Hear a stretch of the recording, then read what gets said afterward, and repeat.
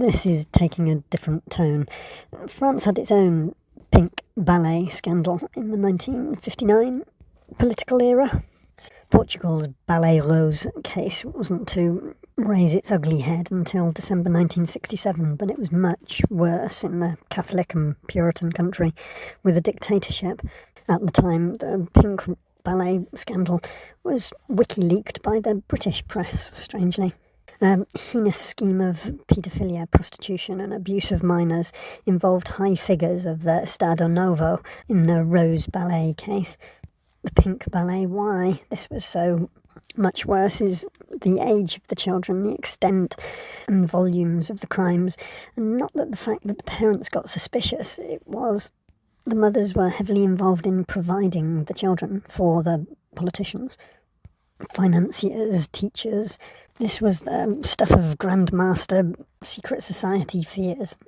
The judicial police of Portugal did investigate a prostitution ring that had been operating since the early 1960s, and on which rumours have been circulating involving minors, including children at the age of 9, 10, usually coming from the poorest areas of the country. But this investigation was closely monitored by the PID, the secret police. Salazar's regime himself, Silvia Pay, the director of the PID, did everything they could to stifle the case at the highest level in order to avoid a scandal involving high individuals of society and the regime. The Minister of Justice, Antunes Varela, resigned in protest against the cover-up of the corruption scandal of minors that Salazar silenced, expelling and prohibiting foreign lawyers and journalists from even entering the country of Portugal. Involvement in denunciation of the scandal got people 3 months in prison for spreading false news about Portugal. Mario Soares, Francisco Sousa Tavares and Urbano Tavares Rodrigues were the Julian Assange of their day, deported to an Atlantic island. Ministers from Salazar's government were implicated and involved in the sex scandal. Military persons, major businessmen linked to industry, banking and high finance, members of the aristocracy or the church. It may be no surprise to you that the case ends without a conviction of the most notorious perpetrators, leaving the Estado Novo elite largely untouched. Many ultra-right-wing governments today have similar problems. The false moralism of the dictatorship hid a sordid scheme of sexual abuse of minors, and this case is revealing, even today, how erroneous is the narrative of the regime, intact and incorruptible, they claim. Any country, after decades of propaganda, with an ultra-right-wing government, has secrets and can distract from those by doing much more visual, heinous crimes against any or other enemy of the people, in distraction and obfuscation, strategies alongside cover-up. Of gender discrimination, so perhaps bear in mind we hope this is a time and a place that never gets returned to. Under Salazar's dictatorship, the only model of family accepted was the one resulting from the marriage contract. Catholic marriage was indissoluble, with its extension into civil law. The woman, according to the civil code, could be repudiated by her husband if she was not a virgin at the wedding. Family is dominated by the figure of the man, the husband, as the chief, holding both marital and paternal power. The civil code stipulated that during cohabitation, domestic government is woman's duty. The doctors of the public services were not allowed to prescribe oral contraceptives except for therapeutic reasons. Private doctors, who knows? Advertising of contraceptives was forbidden. Abortion was punished in all circumstances, with imprisonment for 2 to 8 years being the third cause of maternal death is the excuse or reason. About 43% of birth deliveries were at home, 17% of them without medical care. Many districts had no maternity. The woman had no right to take contraceptives against her husband's will. That was reason enough to justify divorce or legal separation. 69035. Administrative document 69035 of the City of Lisbon is aimed at increasing policing in areas that are considered hot. This is about women and also about homosexuality. The record reads, considering the increase of acts against morals and good customs that are every day registered in gardens and public spaces, particularly in forested areas like Montes Claros Park, Silvia Porto, Mata Traforia, Botanical Garden, Tapada da Ajunda, and others, it is from now on determined that the police and forest guards conduct permanent surveillance on people seeking densely forested areas to practice acts that severely offend morals and good customs. This is in addition to Order 69035. It is established and determined that the Article 48 has the following terms. Firstly, hand in hand, there should be a fine of $2.50. Hand on it, there should be a $15 fine. It in the hand, there should be a $30 fine. It in it, there should be a $50 fine. It behind it, there should be a $100 fine. With the tongue on it, there should be a $150 fine. It perhaps gives some indication of what life was like in the household and priorities there. Women in the workplace we'll move on to rather than some traditional types of employment. Following Salazar's long reign, shall we call it, by the time of the Carnation Revolution in 1974, only 25% of workers were women. They earned 40% less than men. According to the law of individual work contracts, the husband could prohibit women from working outside the home, that's his wife or daughters. If the woman exercised profitable activities without the consent of the husband, the contract could be rescinded. That's cause for the divorce. The woman could not have a business without her husband. Permission was required. The woman had no access to working in the judiciary, the diplomatic, military, or the police. Certain professions, for example a nurse, an air hostess, implied the limitations of rights such as the right to marry. In 1936, the Ministry of Education was prohibited in allowing teachers from wearing makeup and clothing that didn't fit the majesty of the task exercised.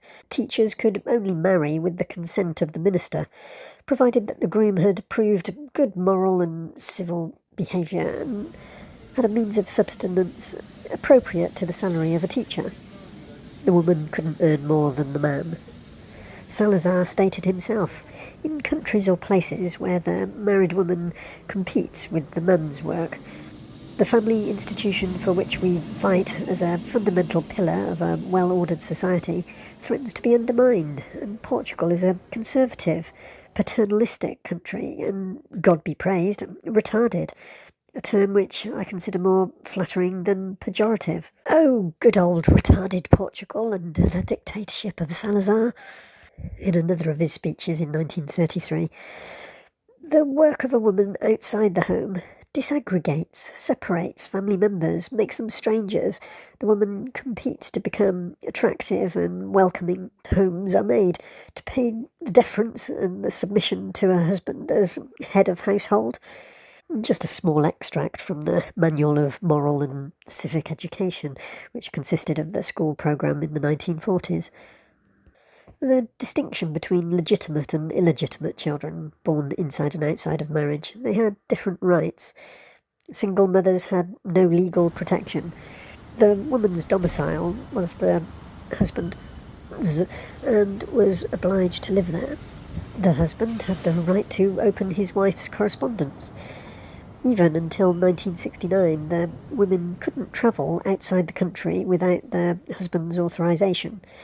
The penal code allowed the husband to kill his wife if found in flagrant adultery, suffering just a punishment of 6 months' exile. There was a pension paid to rural workers that was very low, and it did have differentiation between women and men. The proportion of women aged 65 or older who received pension was very low. as was the value of it. Public preschool institutions just didn't exist, and the private ones, or should I say one that existed, covered only 0.8% of children under 4 years old. Almost 50% of the houses didn't have piped running water or piped sewerage, and more than half didn't have electricity. Until the end of the 1960s decade, women could only vote if they were the head of the family, if they were widows and had medium or superior education. So at the end of Salazar's dictatorship, life expectancy of women was 70. 30 years on, it had increased by 10 years. Child mortality rate had gone from 38 to 5 in those 30 years. The mother mortality rate per 100,000 of live births, 73, in 30 years got reduced to 2.5. It's really so difficult to adjust your thinking to how things were. That mortality might have something to do with births in hospital centres going from 37% to 99.5%. Women's employment went from 19% to 46%. Girls' higher education, 44 to 56%. Not huge improvement in aspirations, or perhaps just opportunities. Education costs money, sadly. But this is how Salazar and his dictatorship saw women, partly as an abstract concept. But what about the women that Salazar, the man and dictator, knew himself personally? Over time, Salazar is said to have had several women in his life. He was said to be seductive and wrote love letters. In his time in the town of Coimbra, in his university years, there was Felicimina, who was from a rural and poor background. There was Gloria, who was from an important family, and Maria Laura, a rich woman and extravagant, from Lisbon. There was Christine Garnier, a French reporter that wrote a book on Salazar, Vacances avec Salazar. This was in 1952. Carolina Aseca, from the best Portuguese aristocracy, announced public interest, but Salazar suddenly left her after a report in Time magazine. Was there a reason he never married? He was rather autocratic and bookish, and perhaps it just didn't overly interest him. He was busy with his dictatorship career in his early years, and then perhaps as you get older, his seductive impulses waned. Salazar had founded the new state, the Estado Novo, presented a feminist ideal in the education of girls, coincident with the proposal by National Socialist regime of Germany. Yes, them. The 3 Ks, Kinder, Kusch and Kirsch, children, kitchen and church. It is intended to create a new woman, creating the Portuguese youth women's movement with compulsory affiliation. The young Portuguese women, in order to stimulate the formation of character, the development of physical ability, culture and spirit of devotion to social service in the love of God, the fatherland and the family. The youth women movement is directed primarily to the middle and upper class. Co-education had been established by the Republican Revolution. Primary education banned as well. Forbidden was more the word of the day. Education should be given by a teacher with exclusive dedication. Secondary education, since 1936, the curriculum for boys and the girls became different according to the needs caused by the nature of each sex. The girls learned to sew dresses, hats, doing embroidery, arranging flowers and literature, and moral law. Concordat with the Vatican in the 1940s imposed the Christian doctrine as a curricular goal in schools. In the 1950s and 60s, under Salazar's dictatorship, there were popular women's magazines. These expounded values like she should not irritate the man with jealous thoughts and doubts. If, as a woman, you have suspicions of your husband's infidelity, The wife should redouble their affection and proofs of affection. A woman should make her husband rest in his spare time, nothing to bother him with household chores. The woman should be aware that hardly a man can forgive a woman who has not resisted to prenuptial experiments. He needs to think that she was perfect and unique, just as he had idealised. When courting, a long engagement is a danger. It is crucial for a woman to always keep a flawless appearance in front of her husband. A woman's place is at home. The work outside the home masculinises her. This was in the 1950s. 1933, there was a Constitution of the Republic.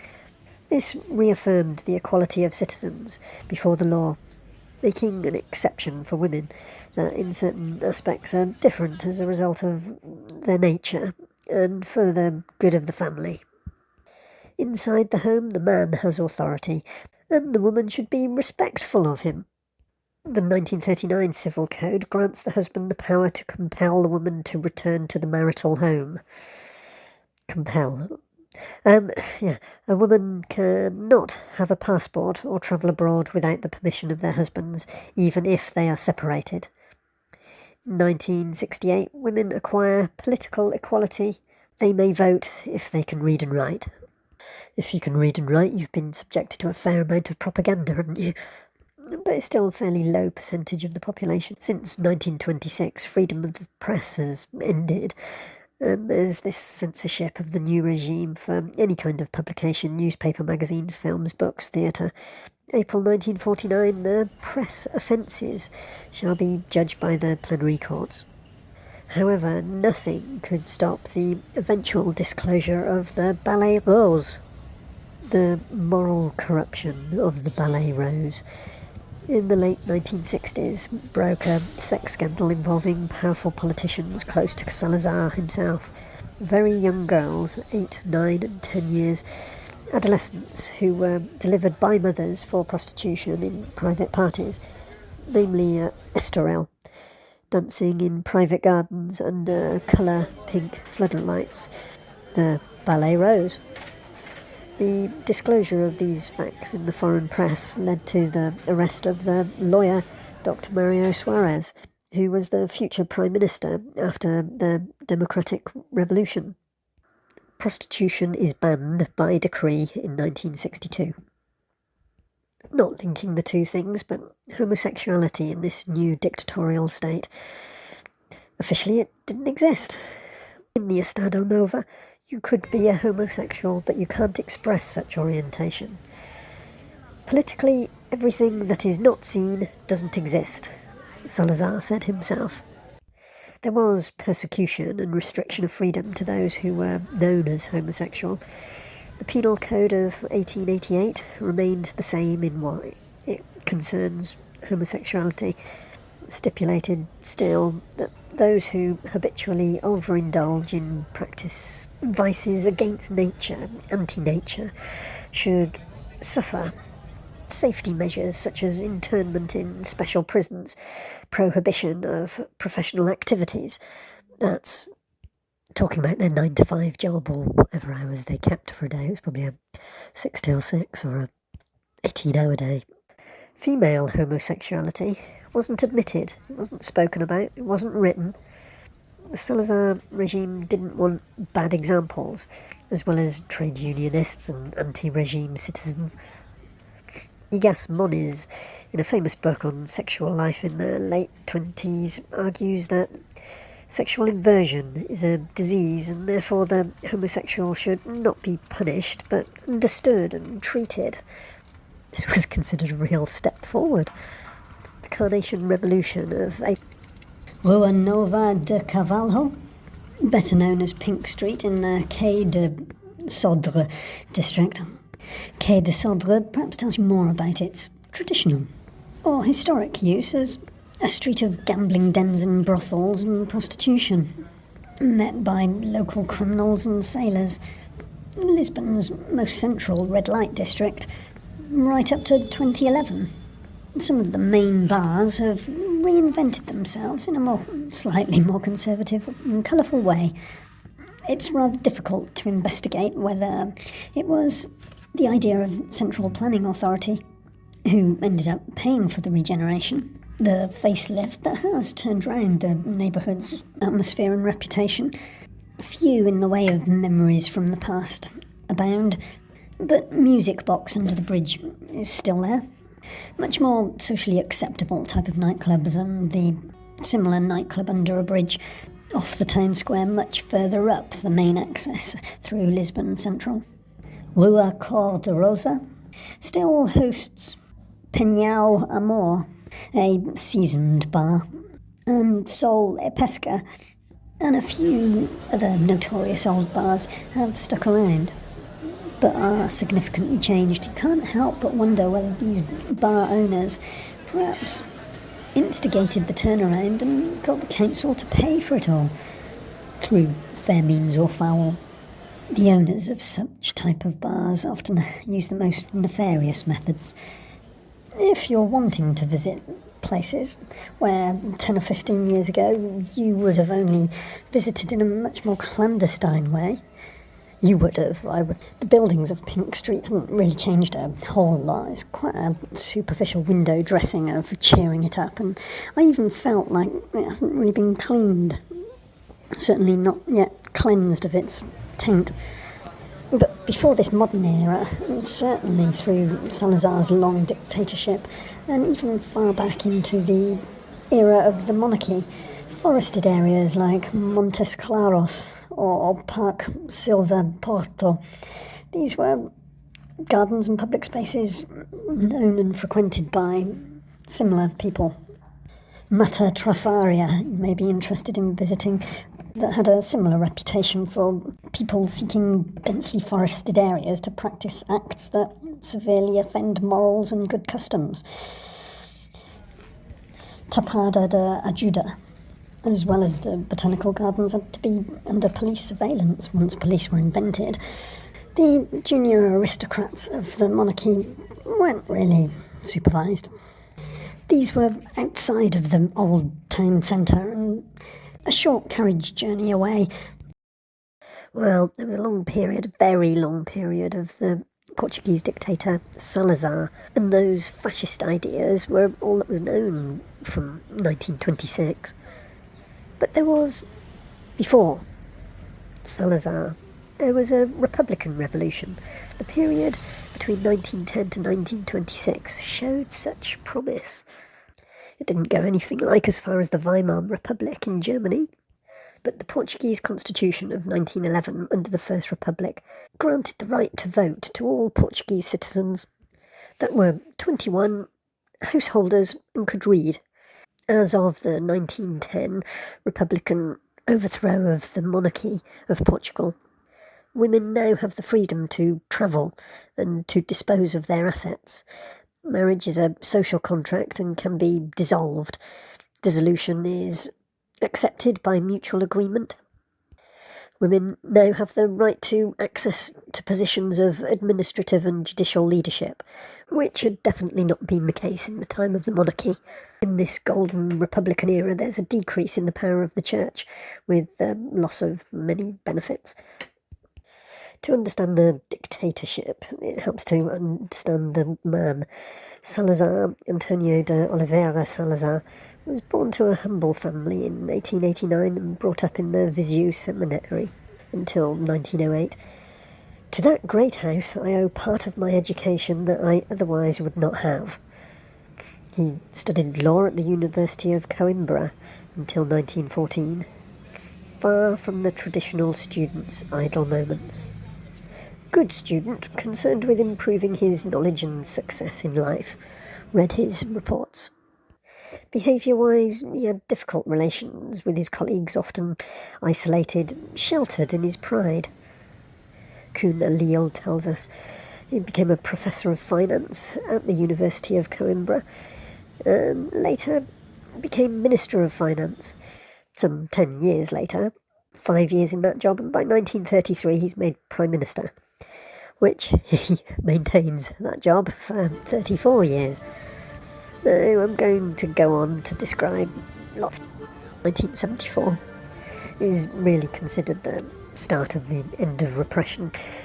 Unconditional release of political prisoners, end of the political police, the PID, freedom of expression and assembly, end of the colonial war, independence of all colonies, overseas provinces, and the like, complete citizenship, equal rights, man, woman, political and sexual. It's taken a fair few years to sort a few things out of how it's actually going to work, though. But in 1975 we got Article 13. All citizens have equal social dignity and are equal before the law. No one shall be privileged, favoured, prejudiced, deprived, or any right of exempted from any duty on the basis of ancestry, sex, race, language, territory of origin, religion, political or ideological convictions, education, economic status or social condition. They shouldn't help you. It has needed the European Courts of Human Rights to tell Portugal what all this means, though.